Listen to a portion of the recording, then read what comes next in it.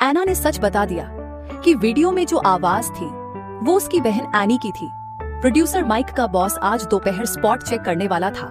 अगर उसे पता चल जाता कि माइक ने एक गलत सिंगर को साइन किया है तो उसका करियर खत्म हो सकता था। लेकिन आना के लिए भी यह फ्रॉड था और उसे भारी जुर्माना भरना पड़ता। डर के मारे उसने एनी से मदद मांगी। स्टेज पर एना लिप सिंक कर रही थी जबकि एनी पर्दे के पीछे गा रही थी। जब गाना शुरू हुआ तो दर्शकों को अपनी कानों पर यकीन नहीं हुआ। ये आवाज बिल्कुल वैसी थी जैसे कभी मशहूर सिंगर वांगशिन की हुआ करती थी जब तक उसने गाना छोड़ नहीं दिया था। अगर इस आवाज को सही ट्रेनिंग दी जाए तो वह वांगशिन से भी बड़ी स्टार बन सकती थी। धीरे धीरे माइक को कुछ गड़बड़ लगी। एनी अभी भी पर्दे के पीछे पूरी जान लगाकर गा रही थी, लेकिन आना डर के मारे स्टेज पर ठीक से गा नहीं पा रही थी।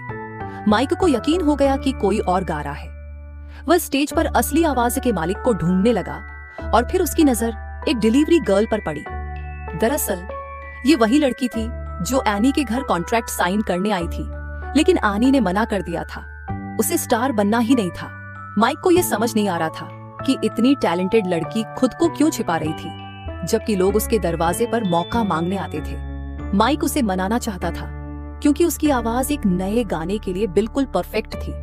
उसने वांगशिन को इस नए सिंगर के साथ डुएट करने का ऑफर दिया, लेकिन वांगशिन ने शर्त रखी कि वह सिर्फ अपनी गोद ली हुई बेटी के साथ ही गाएगी।